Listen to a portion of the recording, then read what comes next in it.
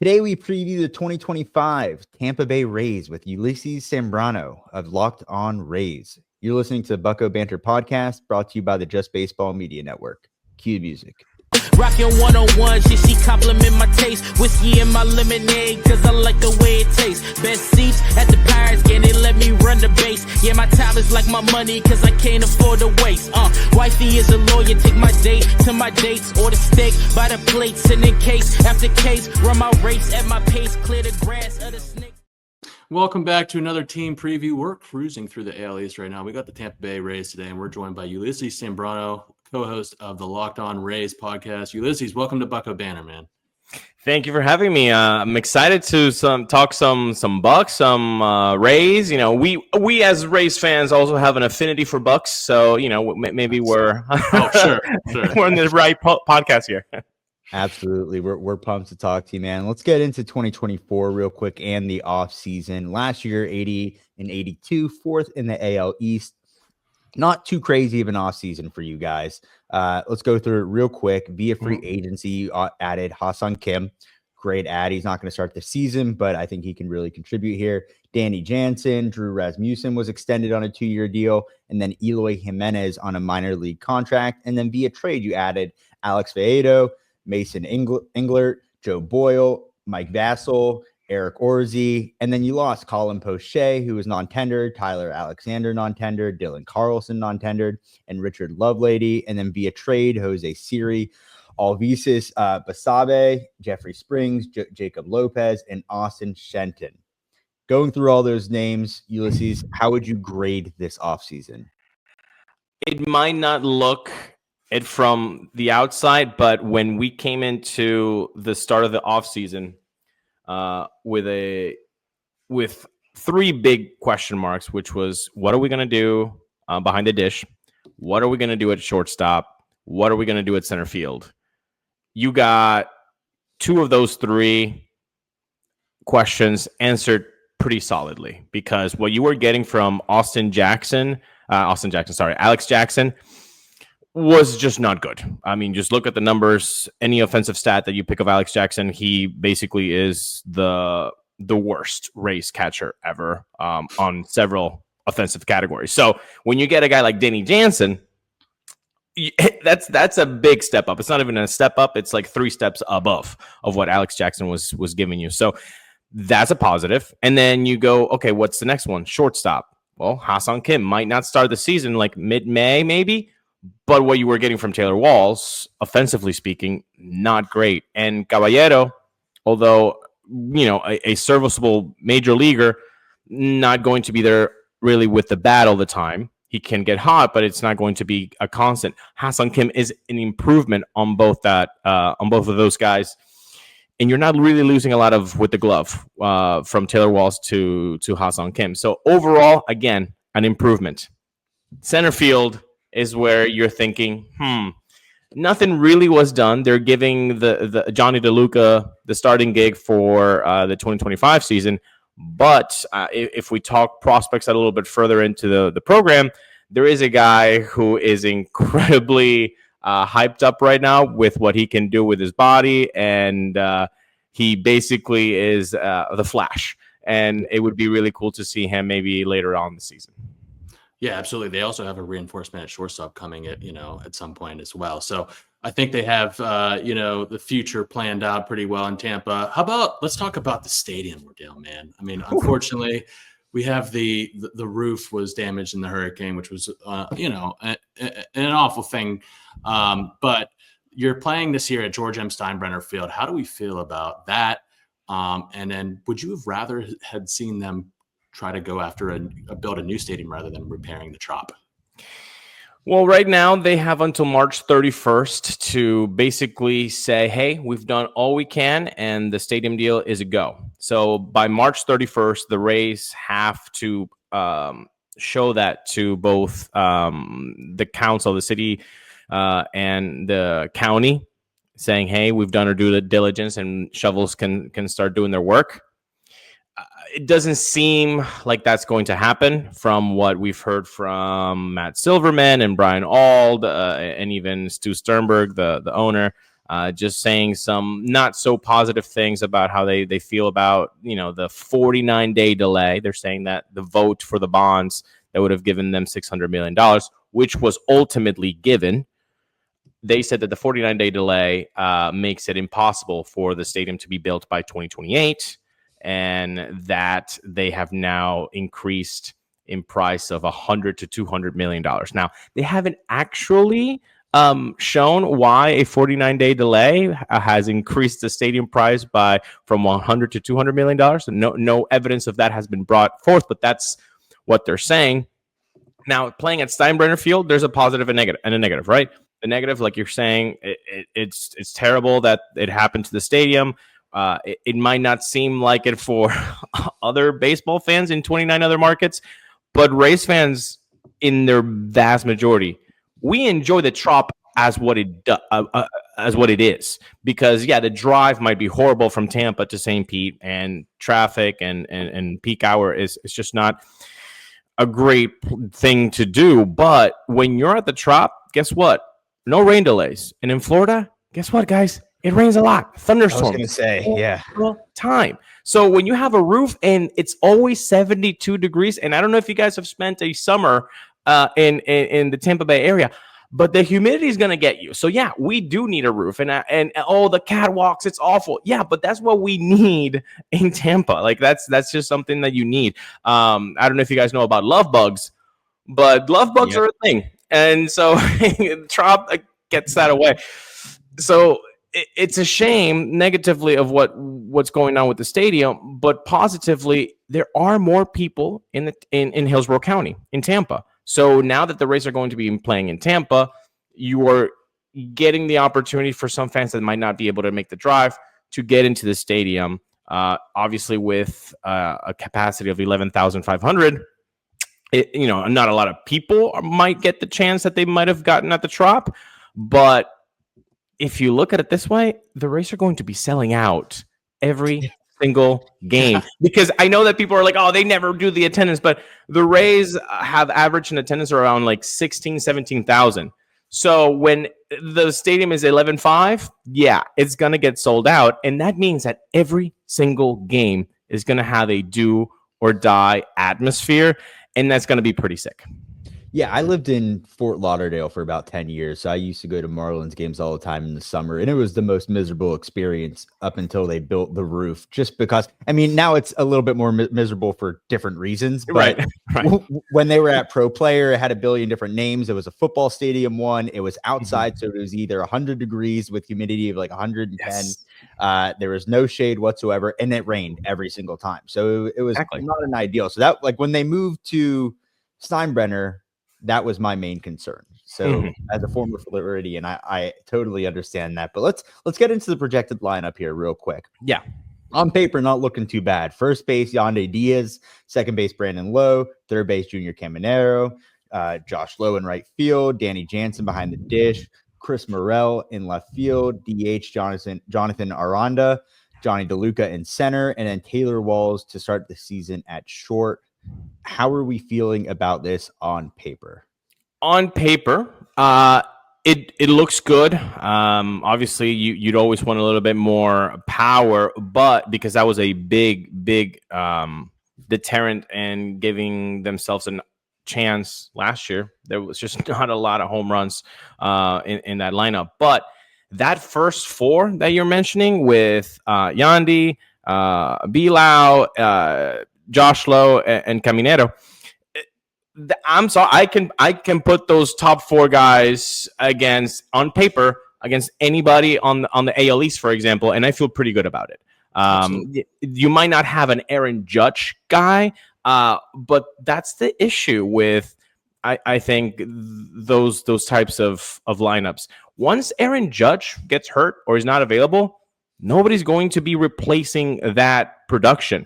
The Rays are really are able to compete in that division, because if number 4 in the roster gets hurt, number 26, 27, 28 is going to probably give you almost as much value as that number 4 that got hurt. So the replaceable pieces, it's more unified than in a team like hey, you lose Shohei Ohtani, nobody's going to do what Shohei does or what Mookie does or what Freddie does.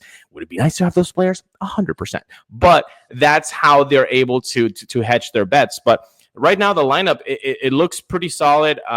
You take out in a month and a half into the season Taylor Walls for Ha-Seong Kim, it gets even more interesting because now that lineup can get a little bit deeper with Danny Jansen and Ben Rordvet.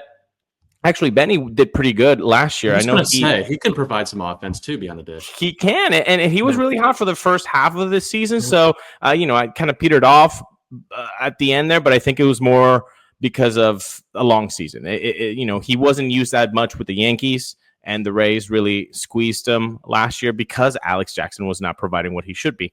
So I think on paper it looks good.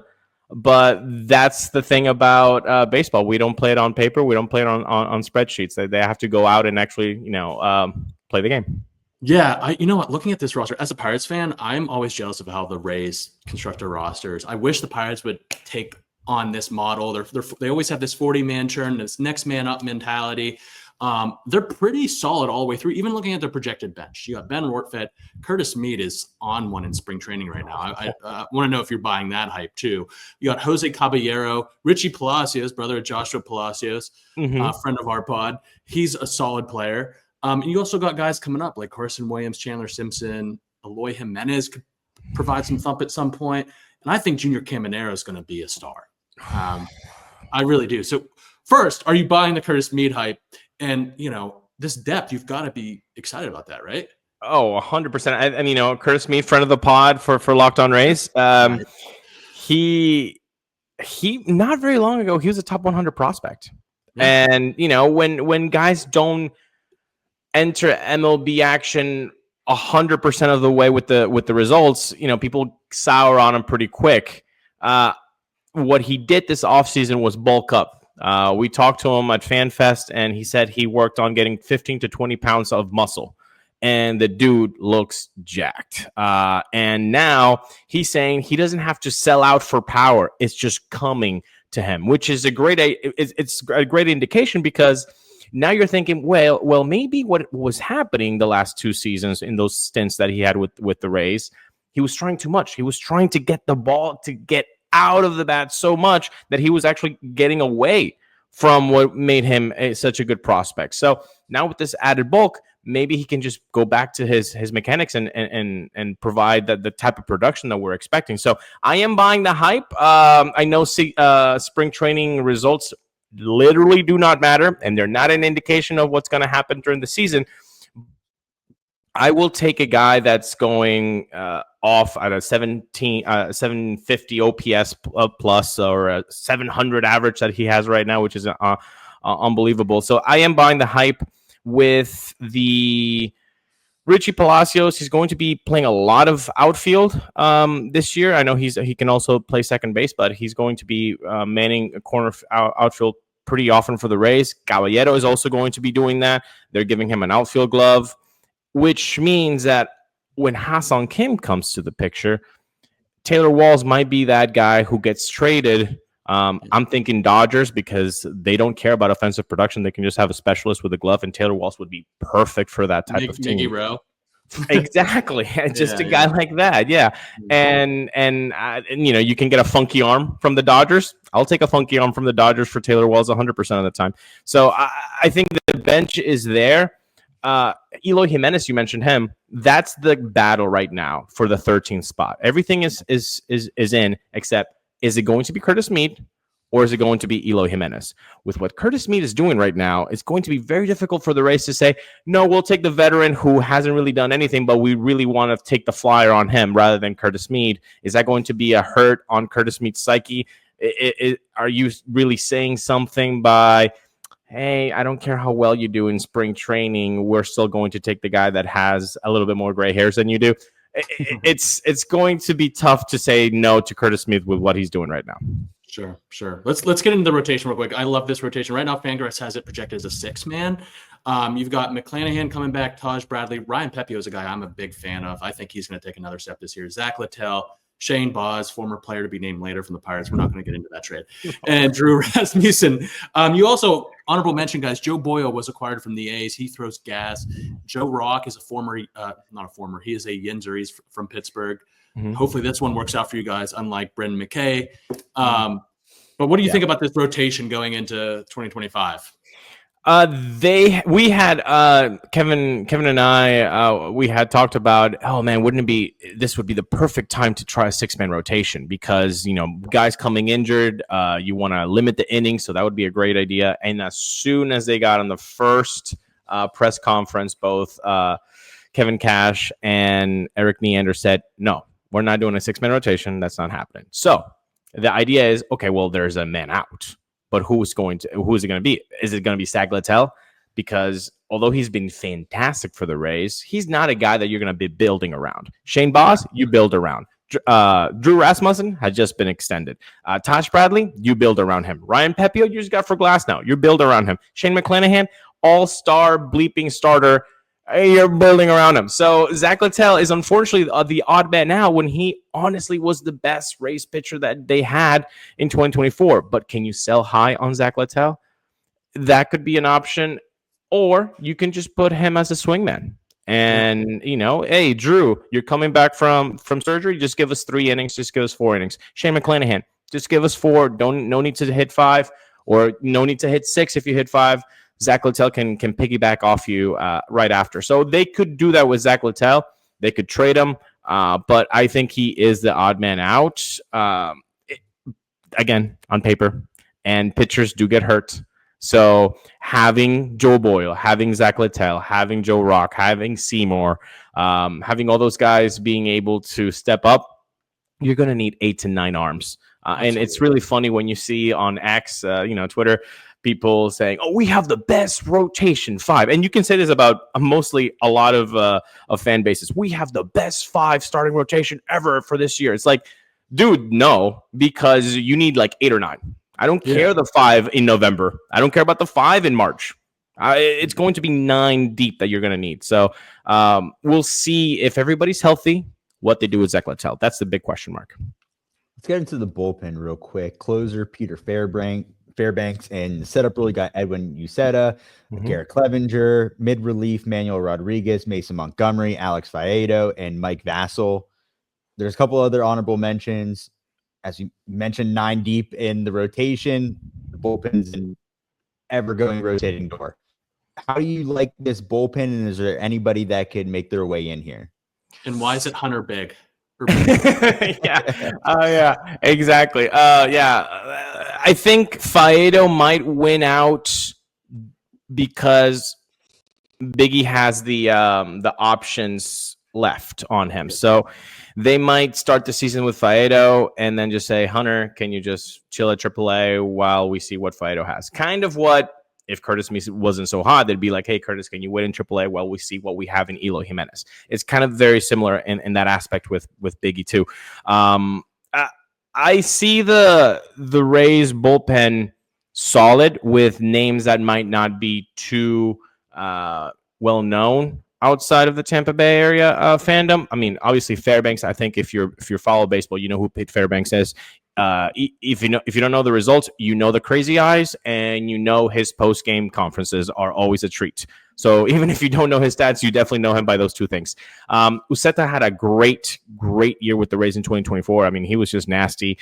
Clevenger can be kind of like a Jake McGee type guy from the left side. Manuel Rodriguez, he can be a really stabilizing feature there in the bullpen. Like, you feel really good about this bullpen, even though they might not have the names of the past, but they are all controllable. They all have enough to show the Rays that they can be positive contributors in this year. But I know that they don't have maybe the shine in the name category that people would expect. But if there are 2-4 franchises that can get a guy that nobody knows and spin a sub-2 ERA with 10K per 9, that's the Rays are in that podium. And I always love to say this.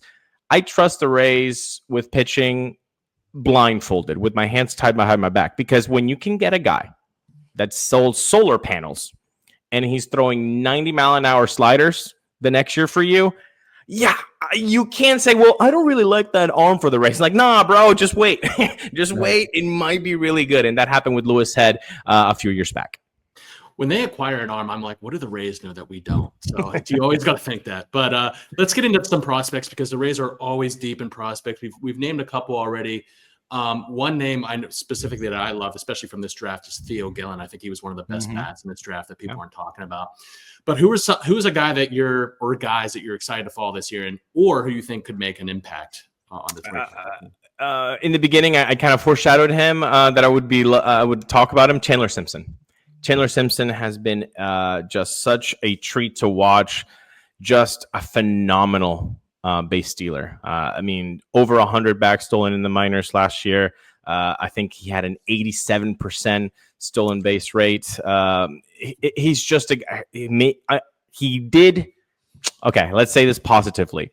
Although he was not a center fielder by trade while growing up, he's just getting started as a center fielder. Made a few good plays in spring training. Also lost a ball in the sun there a couple days ago. But you just have to give those types of guys just some time. The athleticism is definitely there with Chandler Simpson. Just give him time to cook with the glove in center field, and he'll be fine. But what he can do with the bat, with his legs, it's a game changer. I mean, think Billy Hamilton with an on-base percentage. I was going to say Billy Hamilton with better bat to ball. Exactly. It's Juan Pierre-esque. I mean, the guy is just really fun. And, you know, we're all, I think, around the same age where we can remember when baseball wasn't a three true outcome ball, you know, walk, strikeout, or home run. This is exciting. I mean, I didn't get into baseball to watch strikeouts, home runs, and walks. I like triples. I like seeing guys first to third. I like seeing guys go first to home. And Chandler Simpson is a guy that can bunt and get on first. And now you're making so much. You're giving that pitcher, that defense, so much pressure, because is he going to steal second? Yeah, he's going to. So what are you going to do? Are you going to pay attention to him and then put a cookie down the plate to Junior Caminero or Josh Lowe or Yandy Diaz? Or are you going to be focusing on Yandy Diaz, Josh Lowe, Junior Caminero, and then Chandler's going to have his way with you second and take third? A single can become a triple for Chandler Simpson. So he's definitely a guy that I would expect him to make some sort of noise in 2025, especially because Johnny DeLuca, I mean, he's no Mike Trout. I mean, he doesn't have the stability to remain in center field, even if he has a long drought. So he's number one. Carson Williams at shortstop is going to be very interesting, but I don't see him in 2025 because of Ha-Seong Kim. If Ha-Seong Kim doesn't exercise his option for next year, then I think Carson Williams will be that guy in 2026. But Chandler Simpson is definitely that guy for us, or for me, in 2025. Like Trey Morgan too. I always like Trey Morgan as well. A ton of athleticism at first base, but yeah, Chandler, the amount that you could do with him in the lineup with the protection that they have. If you have any chance of throwing him out anywhere, you got to throw the heater. You have to. And so, like, if you put Yandy Diaz behind him, a guy who won the batting title a couple years ago, what is he going to do for you? Josh Lowe, a guy that could have a 2020 season a second time. Junior Caminero, who is a bat flip connoisseur after what we saw in the Dominican Republic, like you're still flying. You're gonna put it hasn't landed yet. Yeah. You're gonna put a four seam with Junior, because Chandler's on base. Like, right. What Chandler Simpson could do for the Rays would be something that we haven't seen a lot in baseball in the last decade or so. What about a pick to click? Who on this roster right now is going to help elevate this team to either become at the top of the AL East or just overall improve this year? I think let's go back to the stadium. So we're playing at Sambrano Field in Tampa, which has the Yankee Field, Yankee Stadium measurements. And what do we know about Yankee Stadium? It's a lefty haven, right? Lefty power. Josh Lowe and Brendan Lau. Brendan Lau hit 39 home runs in 2021. He's an all-star. Like, he just needs to stay healthy. So if Brandon Lau is given a short porch and he's able to remain on the field for 100, 120 games, he can do some damage. And that was the big problem in 2024. There was no home run power. So if the lefties on this lineup can really take advantage of that short porch, Brandon Lau and Josh Lowe are going to be huge contributors to this offense. And that's, I think, where it lies, because last year you lost Luke Raley, Jonathan Aranda was hurt, Josh Lowe was hurt to start the season. So those are three lefties that you didn't have, and you saw the splits were awful in the beginning of the season, and the Rays were just basically 500 the whole bleeping season. So I would expect with that short porch to be playing a lot for Brandon Lau and Josh Lowe, and hopefully they can do something with that offense. Awesome. How about a 2025 prediction? It could be player oriented or even how the season is going to end for the Rays. I mean, an AL East is a tough division, but you can never count out Tampa, man. Yeah, that's right.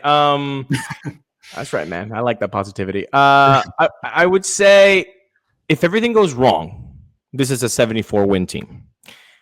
If everything goes right, this is a 90-win team, definitely in the playoffs.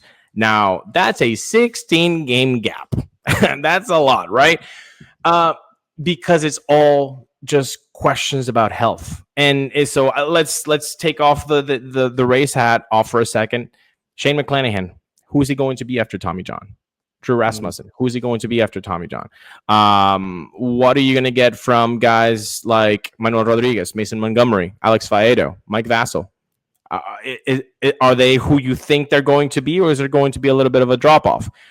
Brandon Lau, is he going to stay healthy for the 100, 120 games? Josh Lowe, is he going to be the guy in 2023 that stole 30-plus bags and had more than 20 home runs? Like, it's very hinging on health.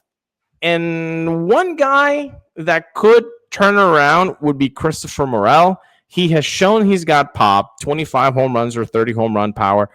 Who is he? Because with the Rays, he hit 2 home runs in 2 days and then one more in the next 40.